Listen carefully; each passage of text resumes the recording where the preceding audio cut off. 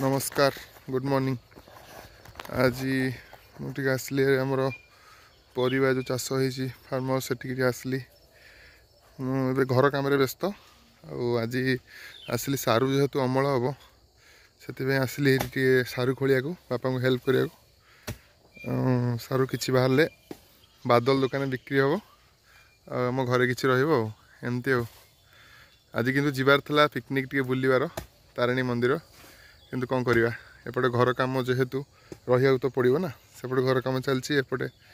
बापा को हेल्प सबकि कराया पड़ो जेहेतु घर बड़ पु कौन करवा समस्त कथा मानिया पड़ो जदि न मानले छाड़ू सी तो अलग कथा मनरे अच्छी बहुत बुलायापी कि कौन करिया जहाँ घर कम भी कराया पड़ो। देखो सारूटा केते कष्ट लगी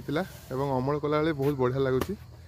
सारूटा बढ़िया भी होती माने चाष करवाटा माने सहज कम नुह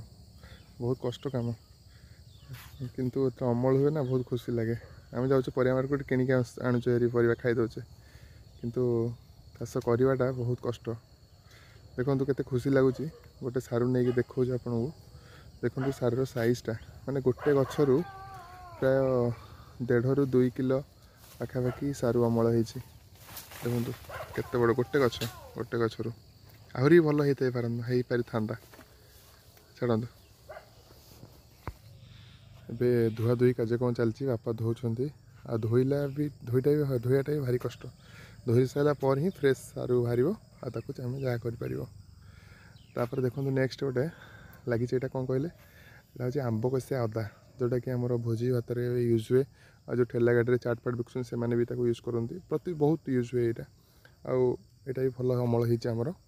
देखो गोटे गोटे गचर प्राय किले लेखा बाहर आईटा भी भल होता है बांधा जो फास्ट टाइम हो भल हो देखो ये गच ये भी लगी बहुत लगी माने लगी भल बढ़िया भी होती। Okay bye bye.